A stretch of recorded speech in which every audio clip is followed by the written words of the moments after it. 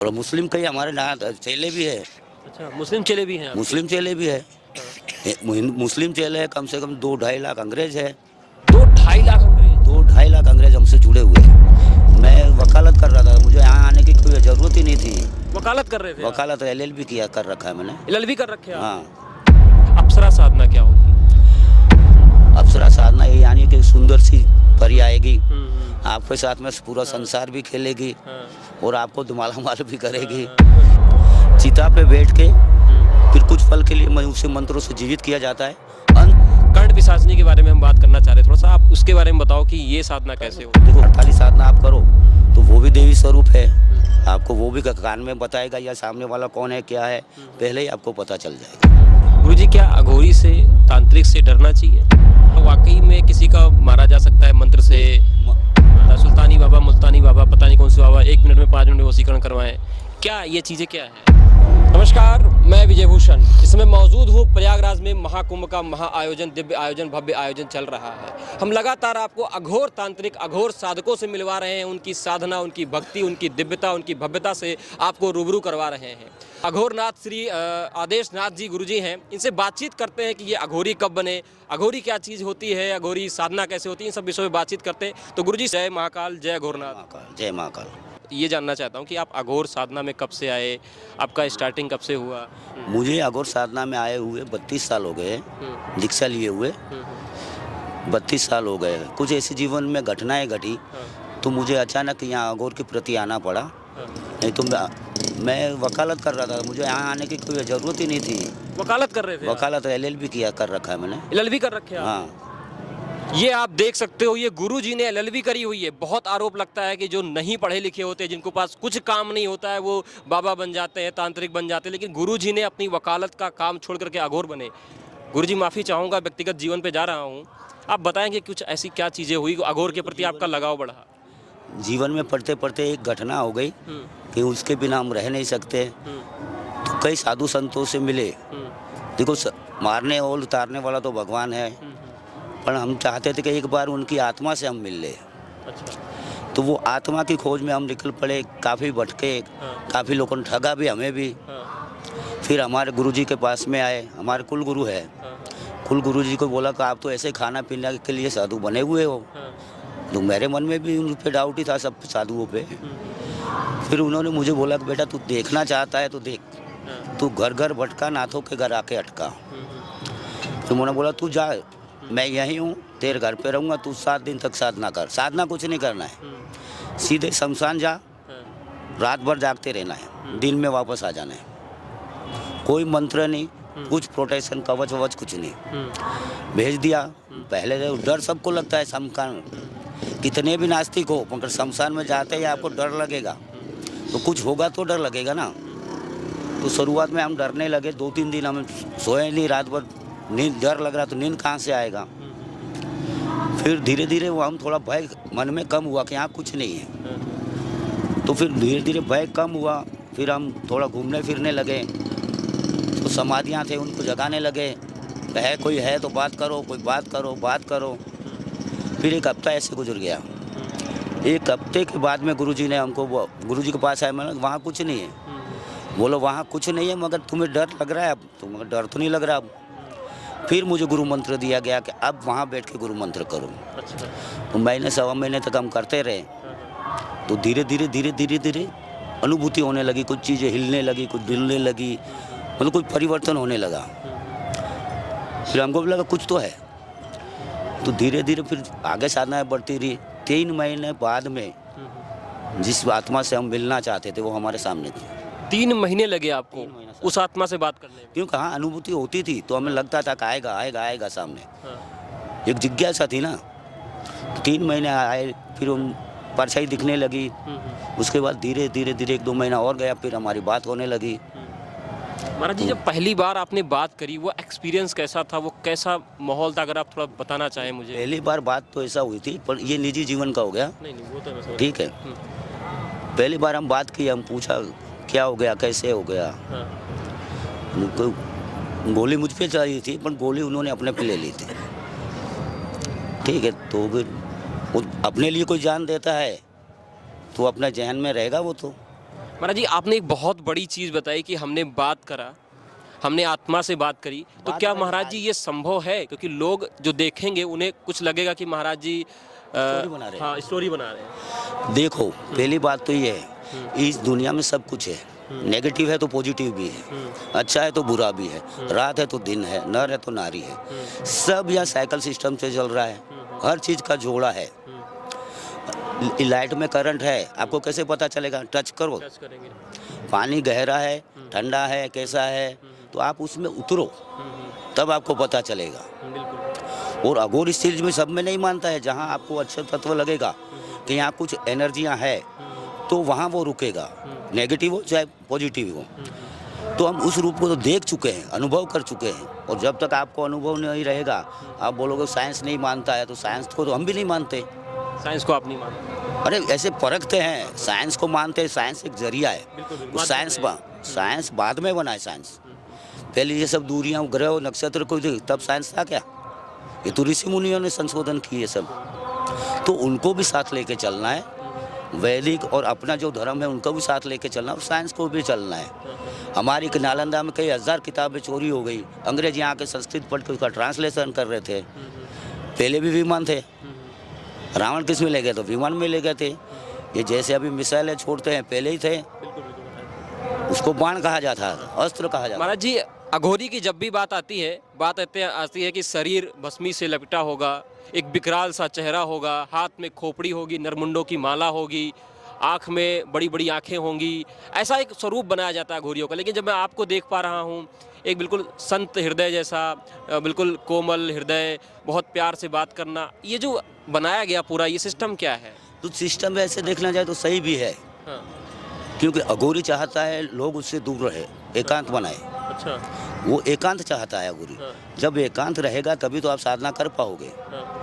हैं, इतनी क्राउड में आप साधना नहीं कर पाओगे ना। तो उसके लिए मन दिमाग सब शांत होना चाहिए। तो एकांत के लिए साधना करते हैं अघोरी, और एकांत के लिए थोड़ा बहुत चमका भी लेते लोगों को कि लोग उनसे दूरी बनाए। और वो चाहते नहीं कि हम संसारी लोग हमसे जुड़े, क्योंकि हमें संसारियों से कोई आशा ही नहीं है। कोई आशा नहीं। क्योंकि ना तो अघोरी का काम मांगना है, ना ही संग्रह करना है। मांगेंगे तो शिव जी से मांगेंगे, अपने इष्ट से। संसारी से क्यों मांगेंगे हम? और संग्रह इसलिए नहीं करते कि हमें उन पे भरोसा, जिसने आज खाना दिया कल ही उसकी जिम्मेदारी खिलाने की, चाहे माध्यम कोई भी हो। गुरुजी, अघोर क्या है? अगर हम बहुत सरल शब्दों में बात करें, अघोर क्या है? शब्दों में कहो तो देखो, अघोर एक अपनी परंपरागत पद्धति है। शिव को इष्ट मानते हैं। शिव का प्रथम स्वरूप, पंचमुखों से जो प्रथम स्वरूप है वही शिव है। अघोरी तो स्वयं शिव ही अघोरी है, बाकी हम तो उनके साधक है सब। तो वहाँ से निकला, फिर आगे होके पाशुपत स्वरूप आया, कालमुख, काल रुद्र, ये बने, कपालिक बने, अघोर बना, कौलपंथ बना। मतलब इस सभी पंथ धीरे धीरे चलते आए। अब बात क्या है कि लोग अघोरी और कपालिक में भेद नहीं समझ पाते। कपालिक वो होता है जो नर मुंड लगा के, हड्डियाँ वड्डियाँ लगा के घूमता है, वस्त्र ऐसे ही रहेंगे। अच्छा, वो कपालिक होते हैं और कपालिक होते हैं। अच्छा, दो होता है महाराज जी? अघोर में भी मुंड वगैरह सब कुछ रखते हैं, पर अघोर में मुंड को रखते हैं अपने पूजा स्थान पे। जैसे मंदिर की प्राण प्रतिष्ठा होती है, जैसे मुंडों का भी स्थान होता है। पंचमुंडी आसन, सप्तमुंडी आसन, नवमुंडी आसन, 11 मुंडी आसन। तो वो साधना का एक स्थल है हमारे लिए। तो ऐसे हाथ में लेके हम नहीं घूमते महाराज जी। जो हाथ में लेकर घूमते हैं, देखो ज़्यादातर कपालिक लोग घूमते हैं, हाथों में नरमुंड लगाना, नरमुंड से बातें करना, ये हम रखते नहीं। हम रखते हैं ऐसे सब कुछ, हमारे पास भी है वो। महाराज जी, जो कपालिक होते, थोड़ा इनके बारे में बताओ कि वो कैसे करते हैं, अघोर से अलग कैसे है ये? देखो, उनका प्रथम स्वरूप है काल रुद्र। अच्छा। ठीक है, कपालिकों का। वैसे कपालिकों में और पंथ भी निकले हैं, जैसे लिंगायत है, ये सब वहीं से निकले हैं। तो कपालियों को जो था वो संशोधन करके अघोर में लाया गया है कि हम संसार के लोगों के संपर्क में रहें, तभी तो उनका भला कर पाएंगे। एकदम हम कट बट जाएंगे तो हम राक्षस थोड़े ही है। तो उनमें सुधार ला के जो अघोर पंथ बनाया, तो अघोर पंथ में सभी क्रियाएं होती है, पर वो गुप्त होती है। हाँ, लोगों को डराना हमारा काम नहीं। हाँ, दूसरा एक बात है, जो नया नया अघोरी होगा वो डराएगा आपको, क्योंकि अघोरी का होता है क्या है, 12 साल का पीरियड होता है। 12 साल तक आपको पढ़ना है, सीखना है, साधनाएं करनी है। उस काल को बोलते अनघड़, अलग उसको बोले ओघड़, वो काल को कहते ओघड़। 12 साल के बाद में आप जब सभी विद्याएं जान लेते, सभी ज्ञान आ जाता है और अच्छे बुरे का सब न्यूट्रल हो जाते हैं आप, तब होता है अघोरी। तब अघोरी होता है। स्टार्टिंग में अवघड़ होते हैं, जब साधना कंप्लीट होती है तो अघोरी बनता है। तब अघोरी बनता है। और अघोरी आने के बाद में एक मानसिक स्थिरता आ जाती है ना कि दुनिया में कुछ नहीं रखा, सब कुछ समान है, अच्छा भी समान है, बुरा भी समान है, चलने दो जो चल रहा है। अच्छा खाएंगे तो बुरे का तो ढेर लग जाएगा ना, तो ये सब कुछ चलने दो, सब जैसे जो खाए जो पिए जो रहे, पर दिल के सच्चे रहो। ये अघोर अवस्था होती है। उसको फिर गुरु अपने मुख से उससे बोला कि तू अघोरी बन गया, तब वो अपने नाम के साथ अघोरी लगा सकता है, अन्यथा सब ओघड़ है। फिर उसके बाद में तीसरा चरण आता है परमहंस। परमहंस में वो क्या होता है, संसार बिल्कुल कट जाता है, एकांत गुफाओं में चला जाता है, गुफाओं में या ऐसा बिहड़ जंगल में चला जाता है जहाँ कोई उसकी वो लिंक ना तोड़े। जीव और शिव के बीच में जो लिंक बन जाती है वो ना टूटे। अब उस अवस्था में आती है सिद्धियाँ काम, क्योंकि इंसान तो उसको खाना भी नहीं दे सकते, पास भी नहीं जा सकते, तो सिद्धियाँ उस टाइम में काम आती कि वो आपका शरीर संचालन करेगा। वहाँ कोई नहीं इंसान नहीं है, कोई पहुँच नहीं पा रहा है, तब शरीर रहेगा तो आपका वहाँ तक पहुँचोगे ना आप। तो इसीलिए एकांत में चला जाए वो परमहंस अवस्था है। 3 अवस्थाएं हैं अघोरी की। आपने महाराज जी 3 अवस्थाएं बताई। पहले आपने अवघड़ बताया, दूसरा अघोरी बताया, तीसरा आपने परमहंस बताया। ये बहुत बड़ी चीज़ आपने बताई महाराज जी, ये मेरी जिज्ञासा थी, आज तक मैंने इस विषय पर नहीं पहुँच पाया था यहाँ तक। दूसरा चीज़ महाराज जी, जो ये अघोर की साधना होती है, आपने ये 3 अवस्थाएं बताई, लेकिन मैंने ये सोचा कि अघोर मुक्ति के लिए, मोक्ष के लिए अघोर की साधनाएं होती हैं, जीवन मरण के मुक्ति के लिए होता है, ऐसा भी कुछ होता है? मोक्ष सब में होता है, मोक्ष प्राप्ति के लिए सब करते हैं, पर आप अघोरी बनते बनते मोक्ष के आपकी इच्छा खत्म हो जाती है, इच्छा ही मर जाती है। खाना सामने पड़ा, खाने की इच्छा ही नहीं, सब कुछ सामने है, पर वो इच्छा ही नहीं होती, तब तो आप अघोरी बनोगे। जब आपकी सभी इच्छाएं खत्म हो जाए तो मोक्ष की आपको ज़रूरत ही नहीं है। और मोक्ष वो चीज़ है, मोक्ष क्या होता है, मुक्ति होती है। मुक्ति ये है कि जीते जीव शिव में विलीन हो जाना। जीव है जो शिव में विलीन हो जाए, वो मुक्ति है। ये बहुत बड़ी चीज़ बता रहे हो महाराज जी कि अघोर ऐसा है जो मुक्ति भी नहीं चाहता। मुक्ति भी नहीं चाहता, वो अपने लिए भी कुछ नहीं चाहता। जो साधना सिद्धियां हैं वो उसका परोपकार के लिए इस्तेमाल करता है, अच्छे के लिए इस्तेमाल करता है, बुरे के लिए कभी इस्तेमाल नहीं करेगा। महाराज जी थोड़ा सा साधना के बारे में बताओ, क्योंकि बहुत गलत फहमियाँ इनके बारे में है कि 100 पे करते हैं, चिता पे बैठ के करते हैं, और कुछ गलत संभोग साधना भी इसमें अघोर के नाम पर जोड़ दिया जाता है। बहुत सारी नेगेटिव चीज़ें हैं। देखो शॉर्ट में बता देना 3 साधना के बारे में, क्योंकि ये सिर्फ टाइटल है। शमशान साधना, शिव साधना और शव साधना, ये तीनों टाइटल है, पर इसके अंदर बहुत सारी साधना है। ये सिर्फ उनका टाइटल है। हम शमशान का मतलब क्या मानते हैं, शमशान जहाँ सभी विकृतियाँ शांत, वो है शमशान। तो वहाँ साधना के लिए इसलिए इस्तेमाल करते कि इसका हवन कुंड, ये जैसे हवन कुंड है, वहाँ चिता कुंड होता है, चिता हवन होता है। जहाँ पंच तत्व में विलीन हो जाए, उससे बड़ा हवन कुंड कौन सा। तो शमशान साधना का मतलब होता है सभी वहाँ की जो योनियाँ हैं सबको अपने पक्ष में करना, ताकि वो शिव साधना के लिए हमको हेल्प करे। जितनी योनियाँ हैं, भूत पिशाच, मतलब काफ़ी योनियाँ हैं, वो सभी अपने अनुकूल रहे और साधना में मदद करे, तभी तो आप सही शिव तक जा सकोगे। शिव के गण सब है, वो भी है, जितनी योनियाँ हैं सब शिव के गण हैं, भूत पिशाच सब कुछ। तो वहाँ तक जाने के लिए हेल्प करे, उसे होते शमशान साधना, अरे शिव साधना, अरे शमशान साधना। मतलब चिता पे बैठ करके मंत्र जाप करके साधना। चिता पे देखो वो होता शव साधना। अच्छा। चिता पे बैठ के फिर कुछ पल के लिए उसे मंत्रों से जीवित किया जाता है। अनसुलझे सवालों के उत्तर पाने के लिए शव साधना होती है, अन्यथा डेली नहीं होती है। अनसुलझे सवालों के उत्तर पाने, कुछ उनके परिवार के कुछ सवाल रह जाते हैं, या हमारे कुछ साधना में सवाल रह जाते हैं, उसको वो मुर्दे के द्वारा प्राप्त करना, 5 या 10 मिनट जीवित करके उसे प्रश्न का उत्तर पाना, उसके लिए शव साधना की जाती है। महाराज जी क्या वाकई में ये संभव है? ये संभव है। और उसके साथ में क्या है, आज लोग कहेंगे कि शव तो मिलता नहीं है। अरे अपने हिंदू में देखो, जो प्रेग्नेंट औरत मर जाती है जलाई नहीं जाती, उसकी समाधि लगती है। ठीक है, कोई साधक मर गया उसकी क्या लगेगा? समाधि लगेगा, उसको जलाया नहीं जाएगा।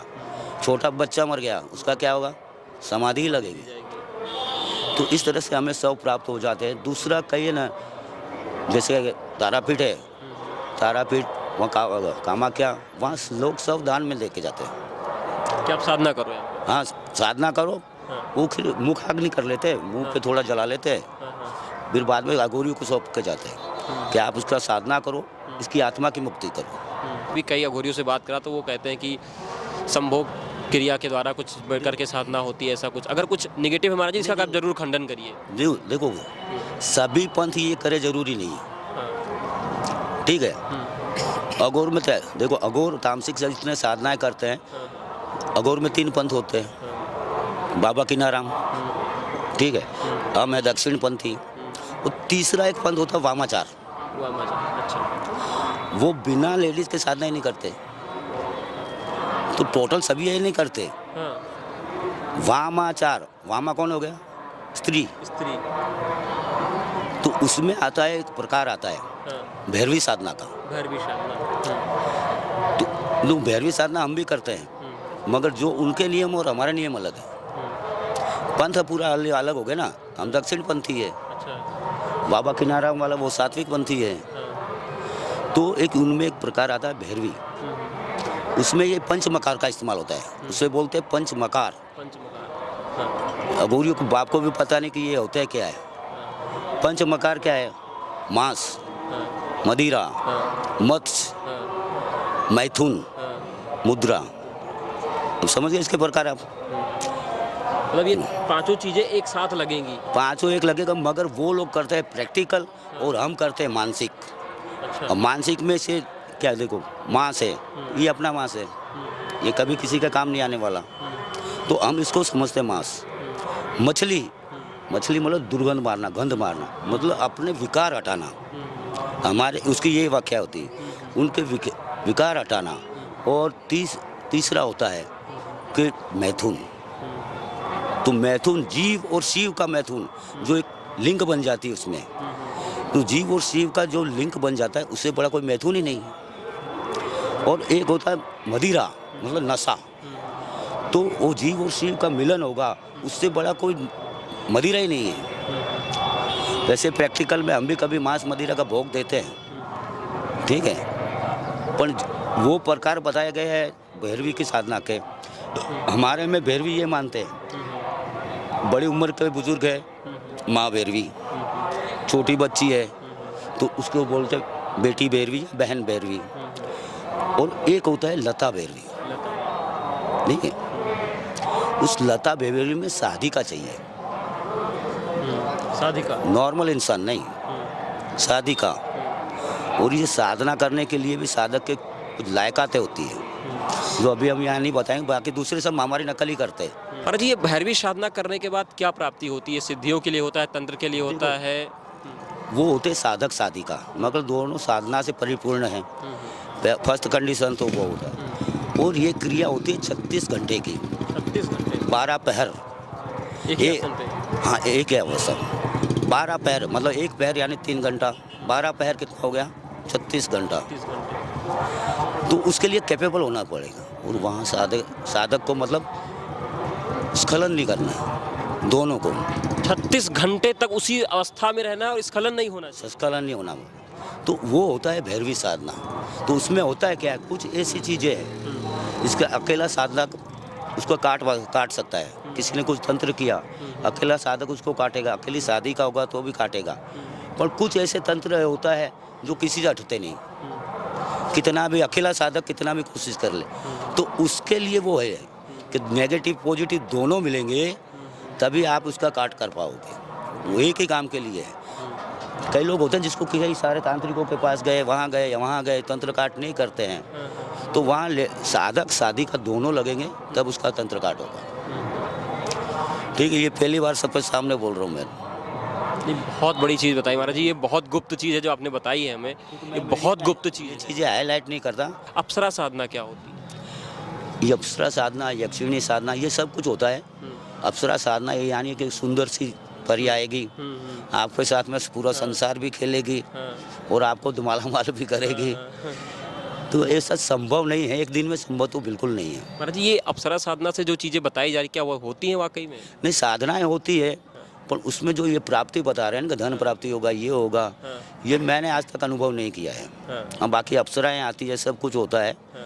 कर्ण पिशाचिनी के बारे में हम बात करना चाह रहे हैं, थोड़ा सा आप उसके बारे में बताओ कि ये साधना कैसे हो? देखो, कर्ण पिशाचिनी साधना होती है, पर उसमें क्या होता है, वो आपसे वचन लेगा, आपका पूरा संसार है वो खत्म करेगा, पत्नी होगा तो बच्चे होंगे, सब धीरे धीरे दूर, वो बताती रहेगी 24 घंटे आपको, पूरा फैमिली डिस्ट्रॉय करेगा और आप पे अपना अधिकार जमाएगी। आप उसके पति बन चुके हो, वो 24 घंटे में जब चाहे तब आपके साथ में कुछ भी कर सकते कुछ हैं, भी कर सकती है, मतलब पूरा कंट्रोल होगा उनके हाथ। पूरा कंट्रोल होगा। और अंदर से साधक का शरीर एक बदबू मारेगा, जैसे अंदर से वो खाती भी रहती है उसको, जिससे कर्ण पिशाचिनी की साधना करें। हाँ, उसका शरीर बदबू मारेगा और अंदर से वो शरीर भी खाती रहती है और सब तरह से उसका उपयोग करती है।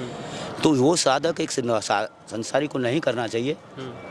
इसमें क्या होता है, बदले में वो कुछ ना कुछ तो मांगेगी ना, इसके बदले में और भी साधना है, जैसे आप मातंगी कर लो, वार्ताली कर लो, तो वही वो देगा जो वो चीज़ देने वाली है। हाँ, क्योंकि वो मातंगी साधना क्या होती महाराज जी? वो मातंग जैसे अप्सरा साधना है, ऐसे मातंगी भी है, वो 10 महाविद्याओं में आती है, मतलब देवी का है, तो आपको कोई नुकसान नहीं करेगा, आपको जो चाहिए वो बताएगा।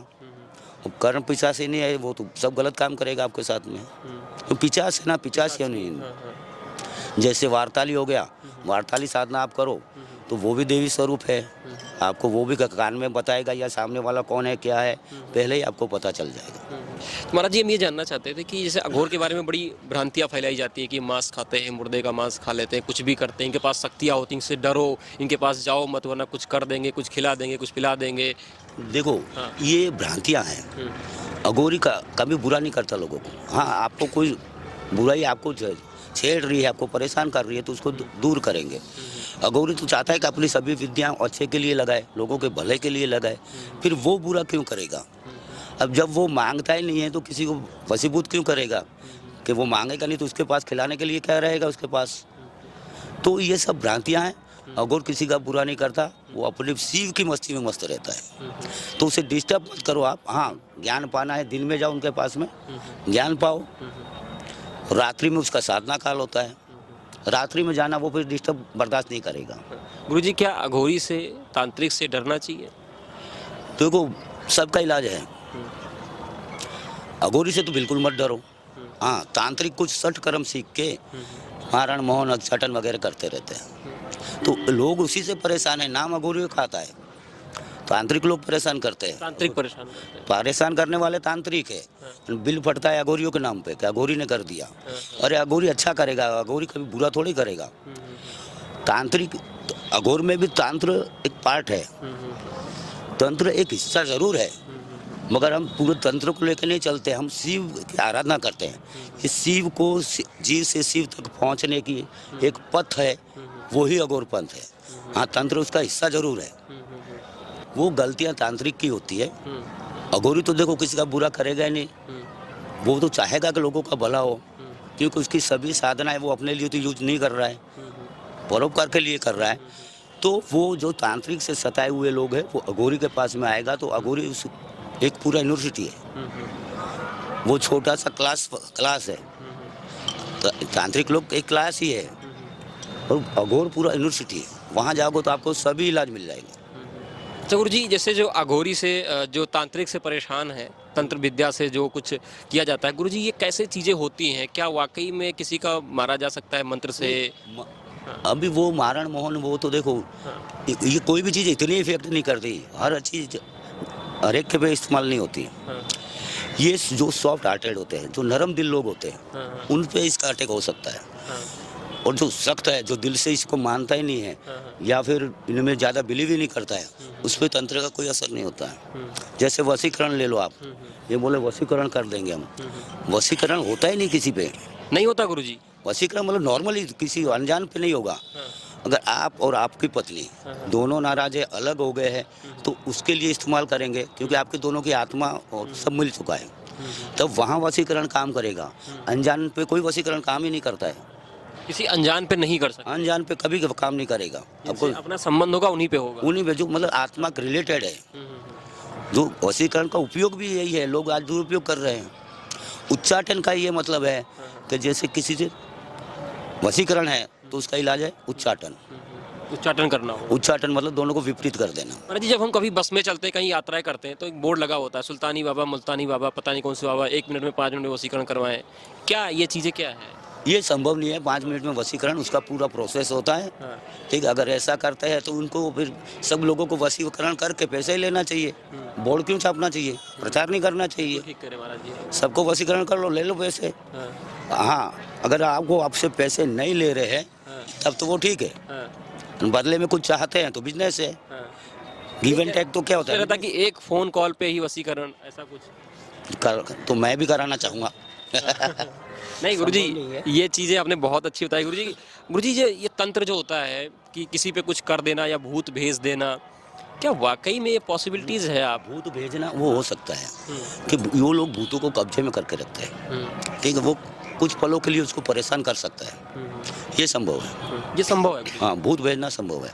तो क्या गुरुजी भूत भेज करके किसी को ज़्यादा नुकसान पहुंचाया जा सकता है? ज़्यादा नुकसान ही पहुंचाया जाएगा ना। हमारे सामने कई किस्से आए हैं, जिन वाले किस्से। जो भूत जाता है या जिन जाता है उसको पहले वो लोग वचनबद्ध कर देते हैं, तो ताकि उसकी इच्छा होगा तब भी वो वापस नहीं आ पाएगा। पर हम क्या करते हैं, उसी को वचन मुक्त कर देते हैं, फिर उसका इलाज करते हैं तो वो खुद ही चले जाते हैं। तो ये इसका सॉल्यूशन है, इसके वचन मुक्त करोगे तो चला जाएगा, नहीं तो वहाँ रहेगा। जिन क्या है कि जिन आपको बताऊँ, दिल्ली में एक पूरा पुराना किला है, उसमें सब जिन ही है। वहाँ मौलवी रहते हैं, कम से कम 100 से 200 मौलवी मिलेंगे आपको, जिनका काम ही यही है कि जिन भेजना, जिन निकालना। जिंद भेजना और जिंद निकालना। और आप खुद जाओ कभी वहाँ सर्च करो, उनका काम ही होता है। पूरा महल में अंधेरा ही अंधेरा है। कौन सा? और पूछो जिन महल कौन सा है? जिन महल। हाँ। कोई और नहीं रहता? और नहीं, मौलवी लोग रहते हैं वहाँ। तो इसमें क्या होता है, 2 तरह के जिन होते हैं, एक पाक एक नापाक। जो नापाक होगा वो गंदा काम करता है, जो पाक होगा वो अच्छा काम करेगा। ये सब संभव है। तो क्या गुरुजी, जो ये मौलवी होते हैं, इनसे वाकई में डरना चाहिए जो ये सब चीज़ें करते हैं? नहीं, सबका इलाज है मेरे पास में उनका। हर एक हिंदू के घर में ऐसा शुक्र दंत का टुकड़ा होना चाहिए। अच्छा, ये क्या होता है गुरुजी? ये जंगली सुअर का दांत, अच्छा, वरा बोलते हैं जिसे, इसका दांत होता है। किसी पे भी मुस्लिम तंत्र है, ये थोड़ा पानी में भिगो के बच्चों को पिला दो, कभी ये लव जिहाद वाला काम ही खत्म हो जाएगा और मुस्लिम तंत्र ही खत्म हो जाएगा। पूरा तंत्र खत्म हो जाएगा? पूरा मुस्लिम तंत्र खत्म हो जाएगा। अघोर में हिंदू मंत्र भी है, मोहम्मद अबीर के भी मंत्र है, सभी कुछ है अघोर में। उनके मंत्र भी है हमारे पास में, और मुस्लिम कई हमारे चेले भी है। अच्छा, मुस्लिम चेले भी हैं? मुस्लिम चेले भी है। मुस्लिम चेले है, कम से कम 2-2.5 लाख अंग्रेज है। 2-2.5 लाख अंग्रेज? 2-2.5 लाख अंग्रेज हमसे जुड़े हुए हैं। अभी भी 2 दिन पहले यहाँ थे, कल भी आके गए। हाँ, मैं देखा गुरुजी, मैं आया था, मैं देखा, वाकई में देखा मैंने। और दूसरे जो आ नहीं सकते वो ऐसे संपर्क में रहते हैं। नहीं, ये आप देख सकते हो, गुरुजी के पास में विदेशी चेले हैं लगभग 2-2.5 लाख। यहाँ एक तो क्या है, अपना सनातन है, और साथ में हर चीज़ों का जस्टिफाई करना पड़ता है। ये कौन सी चीज़ कैसी होती है, इसका प्रॉपर आप नॉलेज होगा तो ही आप अंग्रेजों को समझा पाओगे। ये तो अंग्रेज क्या होता है, वो किसी चीज़ में लगे हो ना, पूरे तन मन से लग जाते हैं। महाराज जी, आपने कितने विदेशियों को अघोरी बनाया, दीक्षा दिया, कितने लोग? हाँ। दीक्षा कम से कम हमारे 50 एक चेले होंगे जो दीक्षित है, प्रॉपर दीक्षित। प्रॉपर दीक्षित है, वो पूरा काम कर रहे हैं अभी? हाँ, लेडीज जेंट्स सभी साधना कर रहे हैं, और अपने अपने वहाँ आश्रम बना रखे हैं विदेशों में। और दूसरे लोग हैं वो अभी नॉलेज, उनका ज्ञान साझा चालू है। गुरुजी, उनका क्या एक्सपीरियंस रहता है जब वो आपसे जुड़ते हैं? कैसे आप उन्हें समझाते हो, कैसे? क्योंकि वो विश्वास तो नहीं करते हैं गुरुजी, क्योंकि वो साइंस को मानने वाले लोग हैं, वो वेस्टर्न कल्चर के लोग हैं। सबसे ज़्यादा तो डिप्रेस्ड लोग वही है। अच्छा। उनको सब परिवार का ऐसा है, अपने यहाँ ना पूरा परिवार हल मिल के रहता है। वहाँ परिवार नहीं, वो अकेले अकेले रहते सब, तो वो डिप्रेशन में आ जाते हैं। फिर आते हैं इंडिया, तो यहाँ का सब देखते हैं, भाईचारा, खान पान सब देखते हैं, तो वो वहाँ आकर्षित होते और बार बार आना चाहिए। फिर ये बोले कि कैसे हुआ, तो अपने साधु संतों का उनका नाम आता है, उनसे संपर्क करो, उनसे संपर्क करो। उनके पास में गाइड रहते हैं ना, वो उनको समझाते रहते हैं। फिर जैसे जैसे जुड़ते हैं उनको मानसिक शांति मिलती है, शारीरिक शांति मिलती है, तो वो परमानेंट जुड़ते हैं फिर।